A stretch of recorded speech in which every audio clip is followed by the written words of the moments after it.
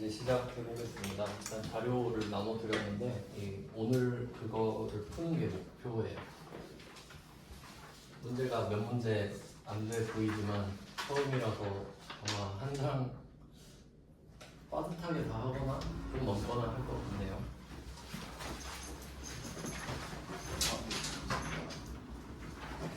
그러면 어제는 전 시간까지는 그 좀 회계랑 세법의 전반적인 뭐 흐름 정도를 봤다면 이제 문제를 풀기 위한 수업 진도랑 관련이 있는 내용이에요.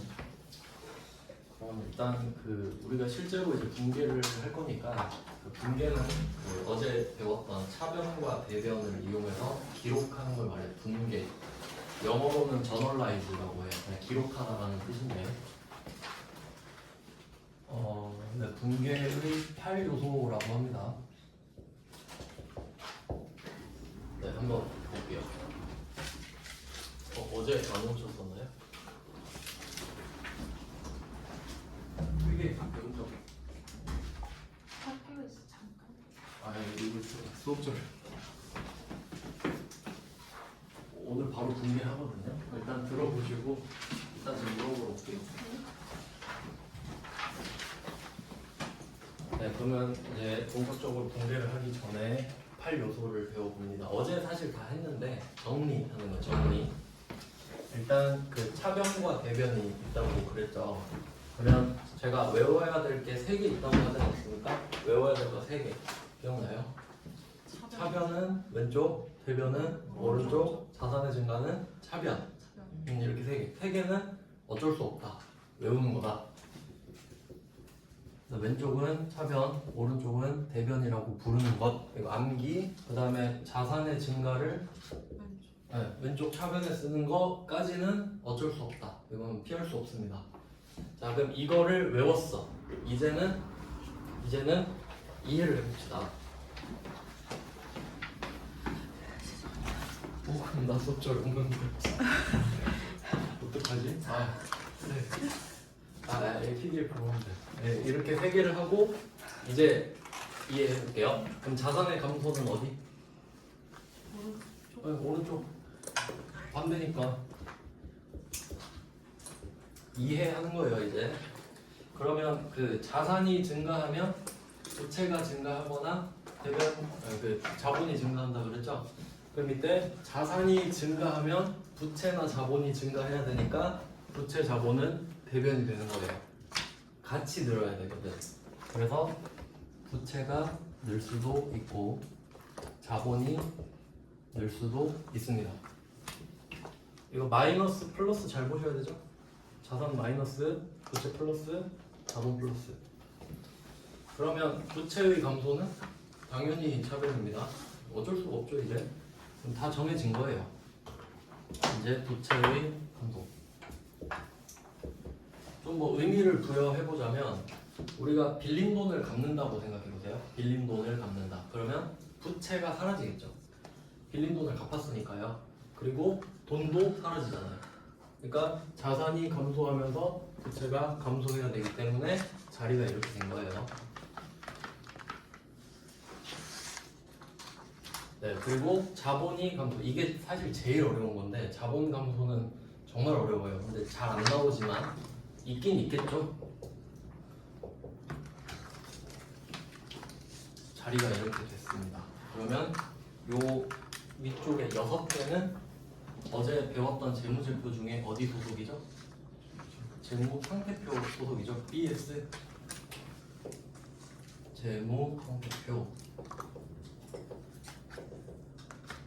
BS. 그러면 얘네들의 개념은 저량이라고 말씀드렸는데 스탁 쌓이는 개념. 그래서 얘네들에 대한 질문은 지금 너 지금 자산 얼마야? 너 지금 부채 얼마야? 이렇게 물어볼 수밖에 없다 그랬죠? 그래서 약속했죠. 12월 31일 걸로 대답하기로. 물론 공식적으로는 1월 1일부터 12월 31일까지로 합니다. 네, 다른 회사도 있다 그랬죠? 이건 변경할 수 있어요. 3월부터 2월까지로도. 근데 일반적으로는 이렇게 하니까 이렇게 하고 12월 31일 기준으로 점을 찍는 게 재무상태표라고 그랬죠. 12월 31일에 자산부채 자본 얼마 있어? 이렇게 물어보는 거예요. 그러면 얘는 그 사이에 증가량이랑 감소량을 물어보는 건데 이제 이 개념도 잡을 거예요 오늘. 그 밑에 대기업 같은 경우는 1년이 엄청 길잖아요. 그래서 분기 3개월마다 자기들이 내요 재무제표를. 왜냐면 기다리는 사람이 많잖아. 삼성전자 같은 경우는 주주들이 맨날 궁금해하겠죠. 그래서 뭐 그건 그냥 좀 부수적인 내용이고 우리 시험에서는 그냥 12월 31일에 하나 만든다 이런 식으로 봐요. 실제 대기업들은 3개월마다 만들고. 그리고 이 재무상태표는 개념 자체가 절량이라고 말씀을 드렸기 때문에 이 늘어나고 줄어드는 걸 증가와 감소라고 합니다. 당연한 말이죠. 근데 그 다른 게 나오니까 말씀드리는 거예요. 그리고 손익계산서 소속 기억나시죠? 손익계산서 소속 뭐 있어요? 수익, 비용 두 개죠? 수익, 비용. 이익이라는 성분은 없습니다. 왜냐면 수익에서 비용을 차감한 결과가 이익이기 때문에 그건 구성 요소로 보진 않아요. 결과물로 보는 거지 그냥. 그래서 수익과 비용 자리 아시죠? 수익은 순자산의 증가라고 했어요. 다시 한번 정리해 볼게요. 자, 순자산이라고 하는 거는 자산 마이너스 부채. 왜냐면 내가 가지고 있는 자산 중에 부채는 어차피 줘버려야 되니까 그거 빼고 미리 계산하는 게 순자산이죠. 그러니까 없는 셈 치고 계산하는 게 순자산입니다. 그러면 이 순자산이 증가한 게 수익이라고 말씀드렸죠. 그러니까 엄밀히 말하면 이 순자산과 그러니까 자본이 같다고 말씀드렸었는데 이제 증가량을 따질 때 있죠. 그러니까 이 순자산 증가량이라고 정확히 쓸까? 그러니까 순자산은 자본이랑 같고요. 그러니까 이 순자산과 자본은 점을 찍은 상태를 말합니다. 12월 31일에 순자산 얼마야? 이렇게 말할 때. 그러면 12월 31일에 순자산은 12월 31일에 자본이랑 같죠? 뭐 어쩔 수가 없는 거죠. 근데 지금은 변동량을 말하는 거예요. 자산과 부채가 늘어나고 줄어드는 걸 말한다고. 그러면 순자산의 변동. 이건 물론 자본 변동이랑 같겠지만 우리가 지금 수익과 비용 이야기 하잖아요. 그래서 이때 요거를 손익이랑 같다고 보시면 돼요. 손익 변동이랑. 그러니까 위에 있는 거는 멈춰 있는 걸 말하는 겁니다. 12월 31일에 그 시점에 자산에서 부채를 뺀 건 자본과 같다. 이거 가장 기초적으로 배운 거고 지금은 증가량, 감소량을 말하는 겁니다. 그럼 내가 자산이 늘고 부채가 늘고 이렇게 했을 때 순자산 변동이 있겠죠? 그게 곧 손익 변동이랑 같아지는데 이 손익이 수익과 비용을 말한다는 거예요. 수익이랑 비용을 합쳐서 손익이라고 보통 말해요. 그 결과는 이익이라고 말하고. 그러니까 이제 앞으로 말장난이 많이 나오는데 손익과 이익은 같은 말입니다. 왜냐하면 손익은 수익과 비용을 같이 말하는 거고 수익에서 비용을 뺀 게 이익이잖아요. 결국 그게 그건 거예요. 그래서 막 말할 때 단기 순이익이라고 말할 때도 있고 단기 순손익이라고 말할 때도 있는데 같다라는 걸 아시면 된다 이거예요. 별거 없죠? 이렇게 정리를 하면 그러면 우리가 자산만 늘어났다고 할게요. 1년 동안 계산해 보니까 자산만 딱 100원이 는 거야. 그러면 순자산 100원 는 거죠. 그러면 뭐가 늘었을까요? 수익이 늘었지 비용이 늘 수는 없습니다. 순자산이 100이 늘었는데 비용이 늘었다는 건 말도 안 되는 거예요. 결과만 봤을 때 물론 수익도 늘고 비용도 늘었을 수 있지만 그냥 지금은 자산만 100원 늘었으면 수익만 100원 는 거지. 그래서 자산이 늘었을 때 같이 늘어줘야 되니까 수익은 대변. 이렇게 정리되죠?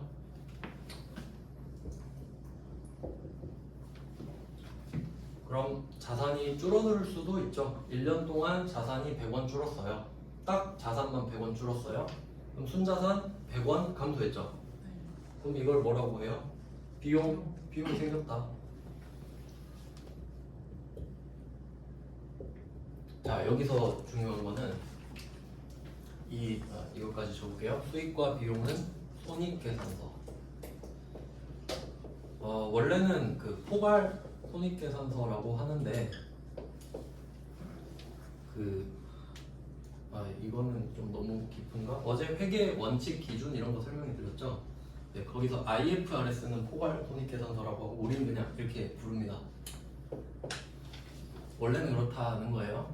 그럼 이렇게 정리가 됐을 때 NIS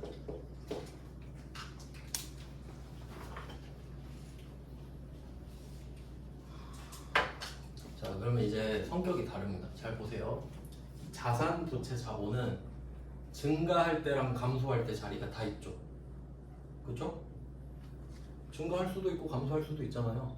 그리고 이제 정확한 명칭은 방금 말씀드린 것처럼 이 재무상태표에 3개 있죠. 얘네들은 증가, 감소라고 말합니다. 거부감 없죠? 여기까지는? 근데 얘네들은 보세요. 마이너스가 없죠. 왜 그런지 한번 생각해 볼게요. 그러니까 그 수익은 순자산의 증가거든요. 그러니까 좀 결과값이라고 볼 수 있어요. 결과적으로 자산에서 부채를 뺀 게 늘었냐 줄었냐 이 얘기하는 거잖아요. 그럼 결과 갖고 이야기하니까 순자산이 늘면 수익이 발생하는 겁니다. 증가가 아니라 딱 튀어나오는 느낌이에요. 올라갔다가 아니라 없다가 생기는 느낌이라고. 순자산이 100인데 그럼 수익은 방 생겨요. 이런 느낌. 그래서 정확한 명칭은 발생입니다. 근데 구분은 할 필요는 없는데 그래서 제가 그냥 플러스 마이너스로 뭉개버렸잖아요. 근데 정확한 건 그렇다고. 정확하게는. 그래서 발생하고 아주 특이하게 없어질 때도 있는데 그러니까 얘네들은 왜 마이너스가 없냐면 생겼다가 없어질 거면 아예 그만큼만 생긴다 이 말이에요. 이해돼요? 그러니까 만약에 수익이 100이 생겼다가 60이 수익이 줄어드는 상황이 있다고 해볼게요. 그러면 수익이 100이 발생했다 60이 소멸하는 게 아니라 그냥 40만 발생하면 되지 뭐하러 생겼다 없어지냐 이런 개념이라는 거예요. 그러니까 얘네들은 원칙적으로 마이너스가 없어. 있는 것만 생기는 거니까. 없는데 생길 이유가 없잖아요. 그런 느낌이에요. 굳이 따지면 그냥 자세하게 하는 거예요. 원칙대로. 근데 결론은 여러분은 이거 자리만 알면 된다예요. 어렵지 않죠? 이거 갖고 쓴다 이겁니다. 그러니까 이해를 하고 이제는 외우겠지. 맨날 이해하면서 풀 수는 없잖아요. 자리가 이렇게 해서 8요소라고 해요. 그러니까 비용 수익은 마이너스가 없기 때문에 8개가 된 거지 10개가 아니라. 그래서 뭐 이렇게 나눠져 있으면 이거 가지고 할 거예요. 근데 어제 말씀드렸던 대로 손익계산서를 우리가 주로 다루진 않고 재무상태표를 상세하게 이제 하나씩 한단 말이죠. 자산 배우고 부채 배우고 자본 배우고. 그래서 그걸 한번 볼게요. 재무상태표.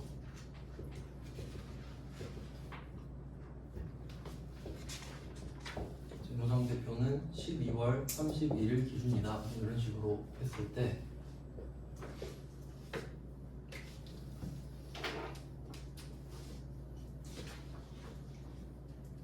이게 그 증가 감소라고 했잖아요.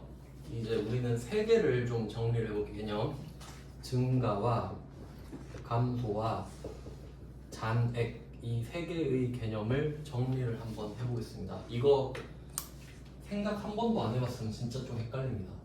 근데 이해하셔야 돼요. 여러분 이제 맨날 이거 할 거기 때문에 한번 생각해 볼게요. 여러분이 가계부를 쓴다고 한번 생각해 볼게요. 가계부를 오늘부터 쓸 거야 이제. 알겠죠? 가계부를 오늘부터 씁니다. 근데 이제 지갑에 빵원이 있어요. 지갑에 돈이 없어. 그리고 어플을 받았으면 어플에도 빵원 이렇게 써 있겠지. 방금 받았으니까. 근데 오늘 용돈 10,000원 받았다고 할게요. 10,000원 받았어요. 그러면 증가 10,000원 이렇게 적겠지. 그러니까 얘네들은 증가 감소할 수 있죠. 그래서 자산이 10,000원 증가했습니다. 했죠? 그럼 여러분은 플러스 10,000원만 적었지 지금. 그러면 10,000원 증가한 거 맞죠? 그리고 지금 잔액 얼마 했어요? 10,000원이지. 이거 누가 적었습니까? 안 적었지. 이거 적기 전엔 잔액이 얼마였어요? 0원이었지. 이거예요. 이게 핵심이라고. 무슨 말인지 알겠어요? 잔액은 어떻다? 저절로 정해지는 거라고. 누가 잔액에 만 써준 게 아니라 자동빵이라고 하면 자연뽕입니다. 알겠어요? 그리고 여러분이 5,000원을 썼어요. 커피 사 먹었어. 그러면 또 뭐라고 써요? 자산 마이너스 5,000원 이렇게 쓰겠죠. 자, 이제 잔액 얼마죠? 5,000원. 5,000원. 5,000원이라고 따로 썼어요? 그런 적 없죠? 이렇게 되는 거예요. 그러니까 잔액은 여러분 눈에 보이지 않습니다. 근데 이미 결정돼 있다. 알겠죠? 그러니까 여러분이 가계부를 쓴다고 생각해봐. 돈 들어오면 플러스 적죠? 돈 나가면 마이너스 적죠? 근데 잔액은 어때? 실시간으로 바뀌죠. 쥐가 알아서 하잖아요. 이 장부도 똑같다는 겁니다. 알겠어요? 잔액을 내가 그때그때 정하는 게 아니야. 잔액은 정해져 있어 이미. 그게 보이냐 마냐야. 그럼 만약에 시험에서 잔액을 물어보면 안 보이는데 내가 찾아서 써야 되지. 맞잖아요. 그러니까 예를 들어 이런 거야. 아빠한테 용돈 10,000원 받았다. 잔액은 얼마인가요? 잔액 안 보이지 지금. 근데 여러분이 생각해요. 0 플러스 만 잔액 얼마? 10,000원. 그게 답이라고. 그리고 이제 거래 두 개를 줘. 아빠한테 10,000원 받았다. 커피 사 먹었다. 5,000원. 자, 이제 잔액은 얼마인가요? 잔액 안 적었죠 제가? 여러분이 찾아보세요. 0 플러스 만 플러스 마이너스 5,000. 답 5,000원. 5,000 이렇게 된다고. 잔액은 어디에도 적혀있지 않아요. 물론 다른 장부 가서 보면 되는데 우리가 지금 분계를 찍는 이 상황에서는 안 보인다고. 왜? 분계는 플러스 마이너스를 배우는 거니까. 이해돼서요? 여러분이 가계부 쓸 때 잔액 안 적습니다. 알겠죠? 우린 플러스 마이너스만 적을 거라고. 그러면 거래 쭉 막 몇백 개 적겠죠? 그럼 그 잔액은 어딘가 적혀 있겠죠? 그럼 궁금하면 거기 가서 보면 돼. 알겠죠? 그게 장부의 역할이에요. 지가 알아서 어딘가 정리되고 있겠지. 어플도 해주는데. 그러니까 회계 프로그램도 가계부 어플이랑 똑같은 거예요. 내가 플러스 마이너스 계속 적으면 지가 잔액 구해놓는다고 항상. 근데 그걸 1년 단위로 끊을 뿐이지. 알겠지? 이게 진짜 중요합니다 이거. 진짜로. 원래 이런 거 책에 안 써 있잖아요. 질문을 많이 받아서 제가 정리해드리고 시작하는 거예요. 잔액은 어디 있어요? 뭐 이러니까 잔액은 없어. 잔액은 어딘가에 있겠죠. 그래서 우린 잔액을 지금 볼 수는 없습니다. 공개를 할 때는요. 자, 이렇게 정리를 했어요. 자, 그럼 이때 자산 있고 부채 있고 자본이 있습니다. 이걸 하나씩 배워요. 하나씩. 그럼 이때 자산부터 배우겠죠. 순서상 자산, 부채, 자본 이렇게 가는데 이거를 두 개로 나눕니다. 두 개로. 이거는 지우고 여기다 쓸게요. 이쪽에 쓰면 잘 안 보이시죠? 밑에 때문에. 제가 원래 이 강의실 아닐 때 모니터 딱 치워버리는데 제 자리가 아니어가지고. 그래서 오른쪽에 쓸게요. 여기다가 자산 성분을 쭉 써볼게요. 자산, 부채, 자본을 어떻게 나눠지나. 그냥 자산은 유동 자산 하고 비유동 자산으로 나눠집니다. 자산을 크게 두 개로 나눴을 때 이건 어렵지 않죠? 그냥 자산은 큰 두 개로 나눠져 있다. 이름 볼게요. 유동, 비유동. 유동은 흐를 류, 움직일 동, 흐른다. 약간 역동적인 느낌. 비유동은 그렇지 않다죠. 얘는 움직이고 얘는 안 움직인다. 이런 별 의미 없어요. 그냥 안 움직인다, 안 움직인다.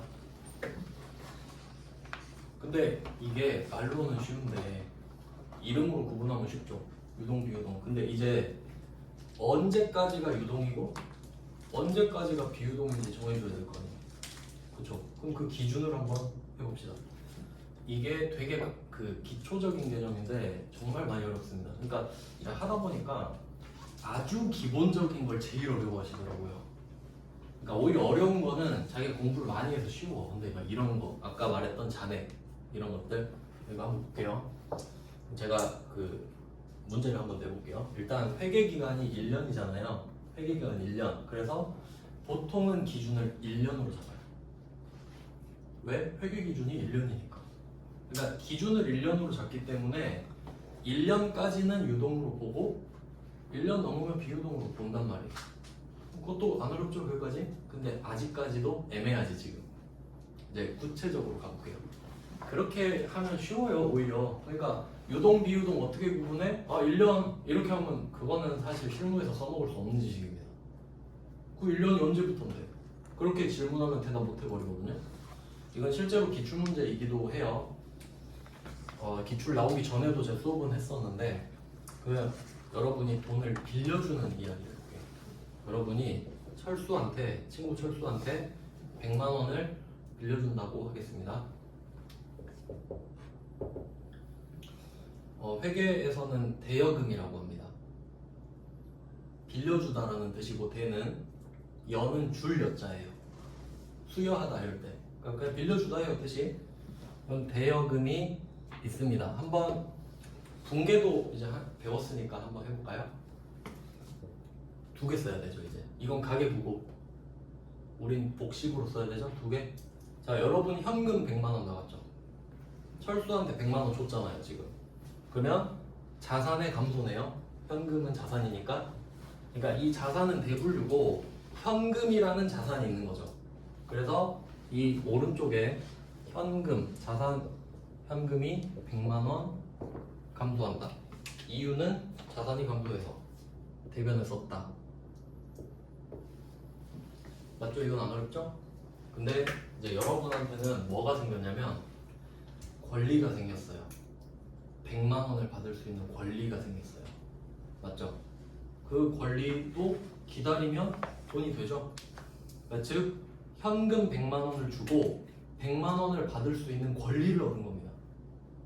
즉 우리 입장에서 지금 자산의 변동만 있을 뿐 자산 총액이 변동하진 않았어요. 이해돼요?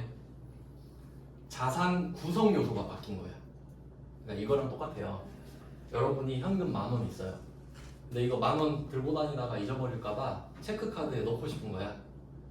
그럼 ATM 가서 상상해봐요. ATM 가서 10,000원 넣었죠? 체크카드에 넣었어요? 그럼 10,000원 어디 갔어? 없어졌죠? 그럼 현금 10,000원 써야겠지. 그럼 이거 체크카드 10,000원 이렇게 쓰는 거야. 그럼 이게 총액이 변했나요? 여러분 돈 번 거 아니죠 지금? 구성 요소만 바뀌었다고 하는 거예요. 이런 거. 근데 회계는 구성 요소가 바뀌어도 써줘. 왜? 관리해야 되니까. 그럼 여기에 보통 예금 이렇게 쓰거든요. 뭐 그런 느낌이라 이거지. 그럼 우리는 100만 원은 지금 잃어버렸지만 철수한테 100만 원을 받을 권리가 생겼죠. 그럼 이게 대여금 100만 원이에요. 자, 그리고 한번 자세하게 생각해 볼게요. 사실 여러분은 이 100만 원을 철수가 친구라서 빌려준 게 아니라 사실 여러분 고리대금업자야. 난 지금 금융업자야. 돈 빌려주는 사람이야. 그러면 지금 이 행위를 한두 번 했겠어요? 몇백 명, 몇천 명 있을 수 있겠지. 이자 막 받아야 되니까. 그러면 상식적으로 생각해봐요. 대여금 이렇게 100만 원 쓰고 딱 끝내면 관리돼요? 그럼 맨날 전화할 거야. 내가 너한테 얼마 빌려줬더라? 그럼 걔가 몰아치면 어쩔 거야? 그럼 여기 뭘 또 써야 될 것 같지 않아요? 여기 답 있어. 미안해. 뭘 써야 관리가 될까? 철수를 써야지. 이거 여러분 돈이라 생각하세요? 이거 이름 안 쓰면 어떻게 관리할 거예요? 왜냐면 내가 왜 이렇게 말하냐면 가끔씩 이렇게 거래처를 써야 되는 계정 과목이 있어요. 이런 것들을 계정 과목이라고 하거든요. 네. 시험 전쯤 가끔, 아주 가끔씩 선생님 꼭 계정 과목에 거래처 써야 돼요. 그래서 내가 그랬어. 그 사장님한테 물어보시라고. 그 취직하시면 사장님한테 물어보시라고. 안 써도 되냐고. 뭐라고 했어 사장님이? 그래 쓰지 말고 나가. 내일부터 오지 마 이러겠지. 그러니까 상식적으로 생각하면 돼요. 여러분 돈이면 그런 직원 쓰겠냐고. 거래처 안 써도 되냐 물어보는 직원을. 아니죠? 그러니까 쓰세요. 그러면 이제 헷갈리는 거야. 거래처를 그럼 현금을 쓰나? 뭐로 써요? 현금에 이름 써놓나? 이런 건 아닌 거지. 그러니까 이런 개념도 계속 생각을 하면서 공부하셔야 돼요. 그러니까 체화가 돼버려야 된다고. 외우는 게 아니라 그냥 당연한 거지 이런 수준이 되셔야 한다. 왜냐면 이거 일상고래예요. 그러니까 여러분 자격증 공부하고 치우는 공부가 아니라 평생 써먹는 공부잖아요. 그러니까 체화를 시켜야 된다. 그래서 철수라고 쓸 거예요. 현금은 안 써. 현금은 그냥 현금 나간 거니까. 그래서 철수. 네, 납득 가시나요? 이제 거래처 안 써도 돼요? 물어보지 마세요. 써야 되니까 쓰는 겁니다. 제가 안 쓴 건 안 쓰는 거예요. 알겠죠? 그럼 대여금을 왜 차변에 썼니? 라고 물어보면 이거 자산의 증가라서 이렇게 되는 겁니다. 어렵지 않죠? 이걸 그냥 빨리 많이 하는 거예요, 여러분은. 이제 맨날 이런 거 하는 거지.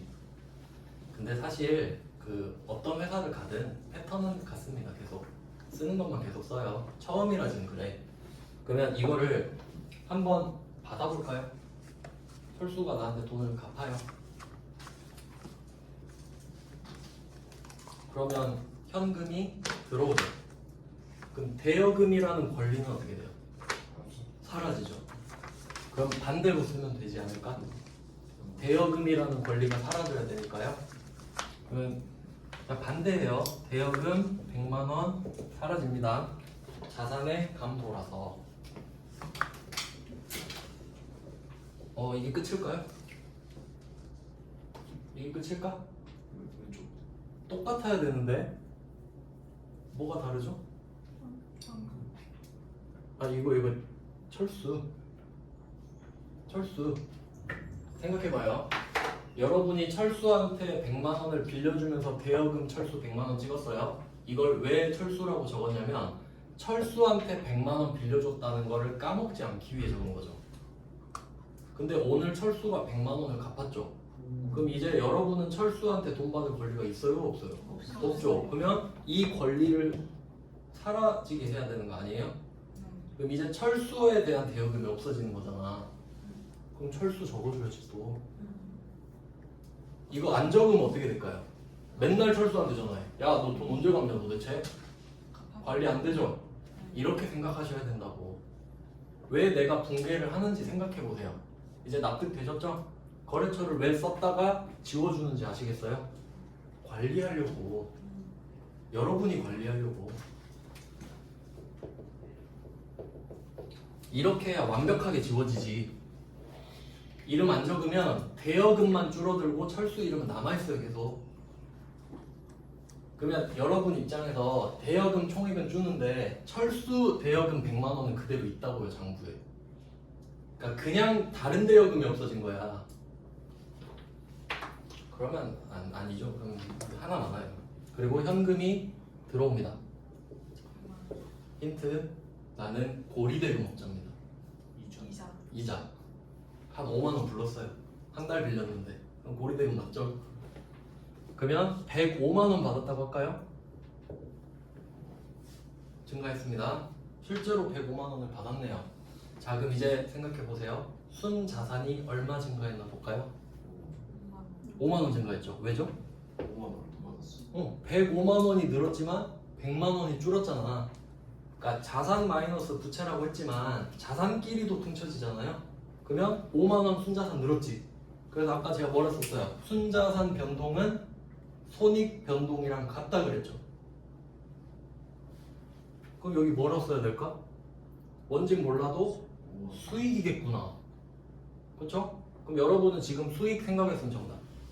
이름 몰라도 돼 지금. 그러면 왜 수익이 생겼죠? 이자 받았잖아. 그럼 답이 이자 수익입니다. 간단하지 않아요? 이 계정 과목이라는 게 여러분 힘들라고 만든 거 아니에요. 관리하려고 만든 거잖아. 그럼 돈이 늘었네? 왜 늘었지? 이자 받았네? 이자 수익 쓰는 거죠. 5만원. 얘는 성분이 수익 발생했죠. 갑자기 생겼잖아요, 눈앞에. 이건 증가한 게 아니라 붕 생긴 거예요. 그럼 이렇게 생겼기 때문에 자산이 5만원 는 거라고. 뭐 이런 느낌이에요. 그래서 수익 발생, 요런 느낌이라는 겁니다. 분계의 원리예요 이게. 어떻게 왜 하는지를 아셔야 됩니다. 그냥 시킨다고 하는 게 아니라 내가 좀 능동적으로 해야지. 이렇게 하면 내가 관리하기 편하겠다 이 생각을 하셔야 된다고. 그러니까 여러분이 장부를 계속 관리한다고 하면 이렇게 해야 될 거예요. 그러니까 만약에 여러분이 한 달 하고 튈 거면 대충 해도 되지. 근데 이 장부를 10년 관리한다 생각해봐요. 그러면 체계적으로 하고 싶겠지. 그러니까 이렇게 된다고 저도. 내가 힘들지 않으려면. 자, 이렇게 그냥 분계 보여드렸어요. 원래 이것만 하려 했는데. 자, 분계는 이따 이런 식으로 할 거고. 이제 이론. 정확히 말하면 방금 제가 뭐 한 달이라고 말씀드렸는데 한 달 하면 1년이 넘어요? 안 넘어요? 안 넘죠? 그러면 정확하게는 단기 대여금이에요. 메모하셨다면 단기까지 써도 돼요. 그냥 한 달로 가정했어요. 한 달. 1년 아니니까요. 그러니까 정확하게는 단기 대여금이랑 장기 대여금이 따로 있거든요. 왜? 관리해야 되니까. 그러면 이 유동자산에서 유동 있죠? 이 말은 단기랑 같은 뜻으로 써도 되겠다. 1년 안 되면 유동, 1년 안 되면 단기. 회계에서는 그렇게 씁니다. 그럼 비유동은 자연스럽게 장기가 되는 거예요. 그냥 뭐 말장난입니다. 그러니까 나중에는 그게 헷갈려요. 같은 걸 여러 가지로 말하거든요. 그래서 그냥 정리해드리면서 가는 겁니다. 자, 이제 개월수를 늘려볼게요. 오늘이 10월 20일인데 오늘로 한번 해볼까요? 2024년 10월 20일에 대여를 했어요. 이거를 이 100만원 대여금을 2024년 10월 20일에 대여했습니다. 그리고 이 돈을 15개월 뒤에 받기로 했다고 할게요. 15개월. 1년이 넘어요? 안 넘어요? 넘죠? 그럼 이거는 무슨 대여금이죠? 장기 대여금. 쉽죠?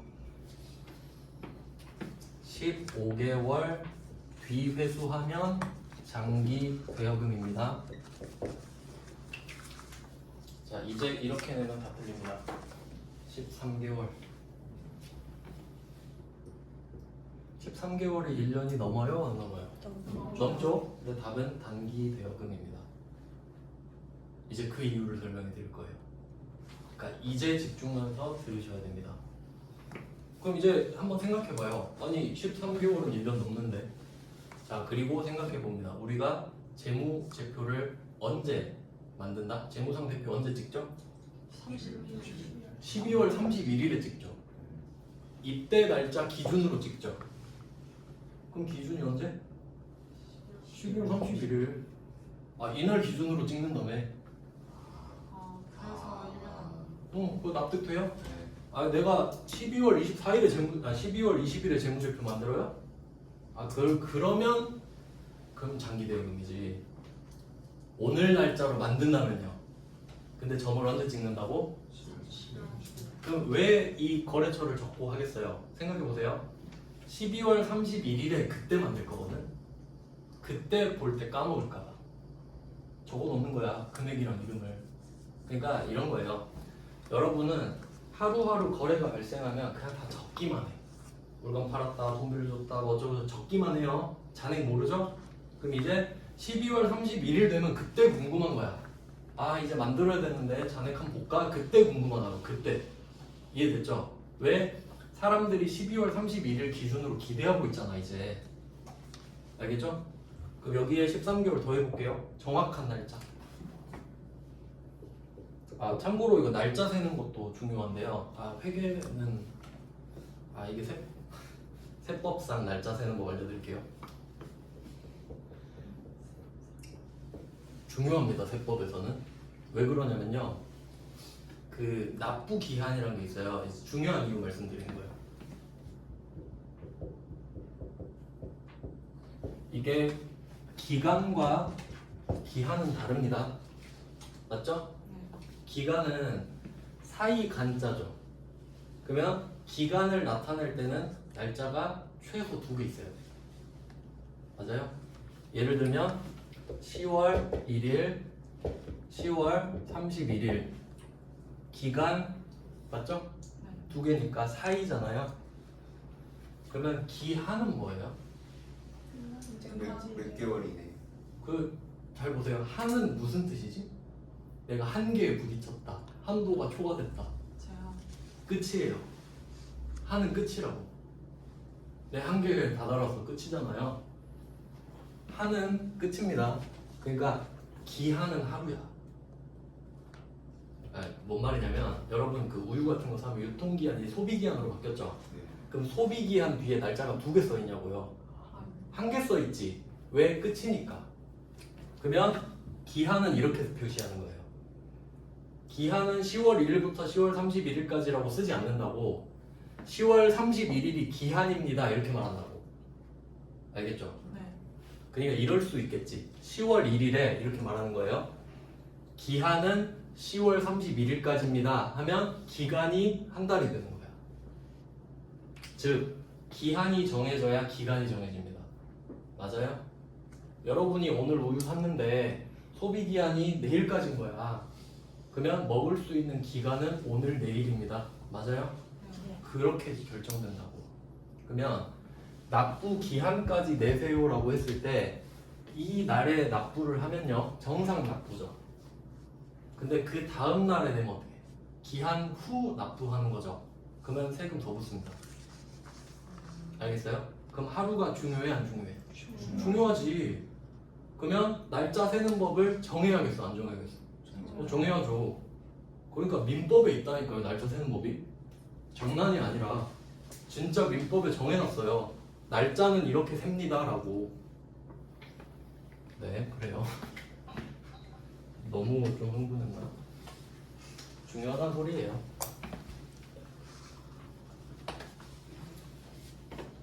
중요한 이유 아셨죠 이제?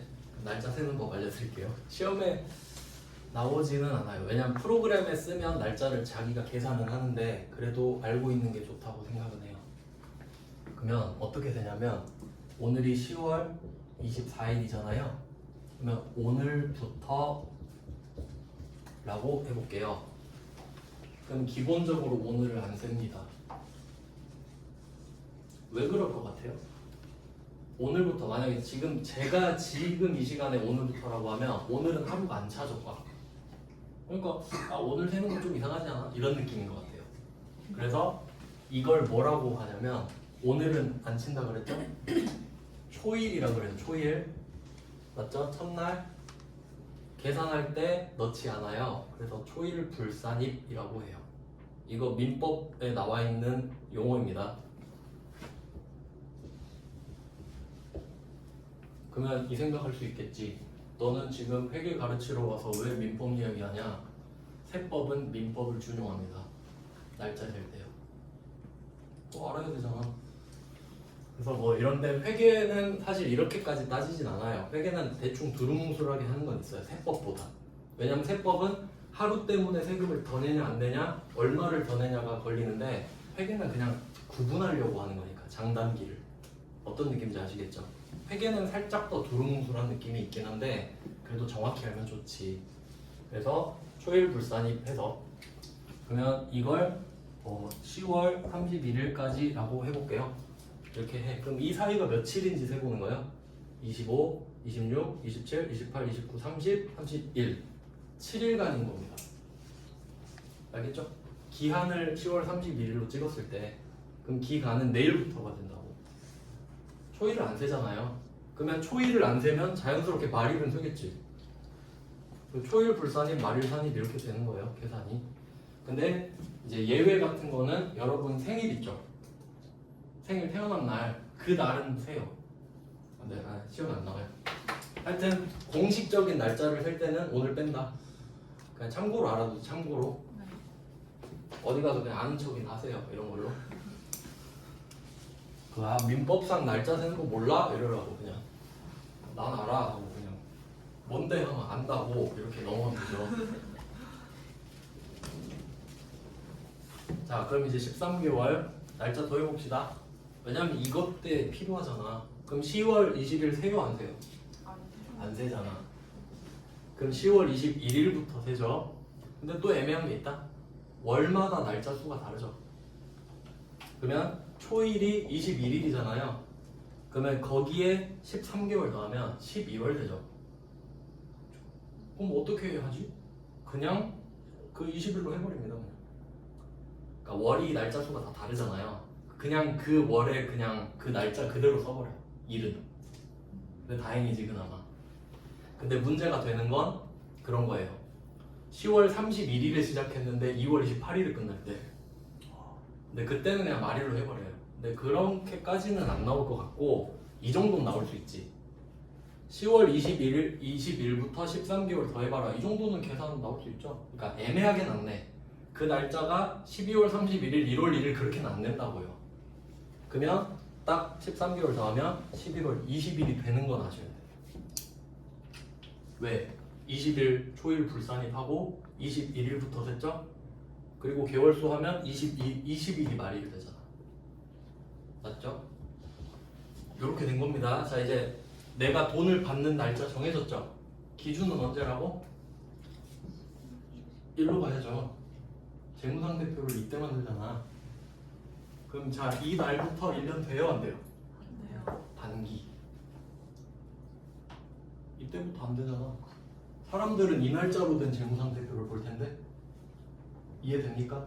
이거 외우는 거 아닙니다. 이거 한 번 이해하면 끝인 거예요. 이거 시험에 나왔어요. 근데 요거는 좀 에피소드가 있는데 여러분이 보는 시험 이거 전산회계 1급, 전산세무 2급 세무사회에서 만든 거거든요. 제가 지금 준비하는 세무사 시험 거기 세무사회가 있을 거예요. 세무사들이 모인 곳 거기에 출제팀이 또 있겠죠. 그러니까 세무사로 따서 그쪽에 취직하기도 해요. 세무사회에 취직하는 거예요. 세무사 일을 안 하고. 근데 그건 좀 커리어에 별로 안 좋다 하더라고요. 근데 문제를 이런 걸 냈어. 그럼 답이 뭐라고? 단기 대여금이죠. 정답을 장기 대여금으로 올린 거야. 어마어마하죠? 그래서 내가 답 보고 이거 아니에요? 단기예요? 이랬는데 이의제기 엄청 했겠지 사람들이. 나 같은 애들한테 배운 애들이. 그래서 어떻게 된지 아세요? 복수정답 처리. 그럼 장기 찍은 애들은 맞았지. 바보 된 겁니다 완전. 그렇게 합격해서 기분 좋겠냐고요. 아니죠. 그러니까 그런 거죠. 세무사 돼도 이런 디테일에 약할 수도 있다라는 겁니다. 그렇죠? 여러분 생각해봐요. 모든 의사, 변호사, 세무사 다 유능합니까? 그건 아니죠. 그때 조금 실망을 했다. 답을 바꿨어야 됐는데 그러니까 또 장기 대여금 찍은 애들 맞았다고 했으니까 욕먹을까봐. 근데 여러분은 아셔야 돼요. 무조건 여러분 단기 가셔야 된다. 그러니까 날짜 때문에 그럴 수 있죠. 이렇게 중요해요. 이거 기출 포인트입니다. 중요. 이건 지금 듣고 이해하셨잖아요. 근데 문제 나오면 틀리는 문제야. 이걸 까먹어서 그런 것 때문에 틀리지. 네, 쉬운 건 안 틀리죠 다. 자, 이제 유동 비유동 구분 아시겠어요? 기준은 언제다? 12월 31일부터 1년이네. 그러면 쉽게 정리해 볼까요? 유동자산은 언제까지 들어와야 되냐면, 그러니까 자산은 이거예요. 첫 번째, 이미 내가 갖고 있는 거. 그러니까 뭐 여러분으로 치면 여러분이 갖고 있는 뭐 시계, 신발, 옷 이런 게 자산이겠지. 이미 갖고 있으니까. 회계상으로 자산으로 치진 않는데 그냥 여러분으로 치면. 그리고 철수한테 빌려준 돈은 어때요? 지금은 없지. 근데 들어올 예정이죠. 현금으로 바뀔 예정이죠. 그럼 그것도 자산인 거야. 권리니까. 그러면 내가 갖고 있는 건 이미 갖고 있기 때문에 기간을 따질 필요가 없죠. 이미 갖고 있는데 뭐. 근데 권리는 언제까지 들어올 거냐를 따져야 되잖아요. 그러니까 유동 비유동이 있다고 보시면 되겠지. 그러면 그때 이 12월 31일을 기준으로 1년 안에 들어오면 유동이잖아요. 그럼 쉽게 말할게요. 내년까지 들어오면 유동이네요. 올해 12월 31일이 기준이죠. 여기에 1년 더해봐. 초일 불산입 언제부터 세요? 1월 1일부터 세죠? 그럼 1년 끝날 언제야? 31일이죠? 12월 31일. 그러니까 날짜 세는 게 필요하다는 거예요. 초일 불산이. 그러면 기한이 언제가 돼요? 2025년 12월 31일이 되죠. 그럼 이걸 쉽게 말하면 뭐야? 내년까지잖아. 그럼 결론? 내년까지 받을 돈을 뭐라 한다고? 유동자산. 네, 이렇게 말을 했죠. 그러니까 내년까지 받을 돈이라고 제가 말했잖아요. 그 교재에 뭐라고 써 있는지 불러드릴게요. 교재에 뭐라고 써 있냐면 그냥 들어보세요. 적을 필요 없어요. 보고 기간 종료일로부터 1년 이내에 도래하는 자산. 기분 좋아요? 안 좋죠. 딱 들어서 다 짜증나죠. 그러니까 내가 내년까지를 해준다고. 알겠죠? 그러니까 여러분 그 외계어를 보면서 아 알았어 내년까지 이렇게 번역하는 게 실력이라고. 알겠죠? 보고기간 종료일로부터 1년 이내잖아. 내년이 보고기간 종료일. 왜? 보고기간이 1월 1일부터 12월 31일이죠. 종료일이 12월 31일이죠. 그럼 그때부터 1년 세라. 초일 불산일 1월 1일부터 1년 내년 12월 31일 이렇게 가지고 한마디로 줄여서 내년까지. 아시겠죠? 이거 중요합니다. 이거 내가 진짜 많이 틀립니다. 그래서 유동과 비유동을 구분하는 법을 한번 봤어요. 여기까지 해놓고 좀 쉬시다가 3시부터 다시 보겠습니다.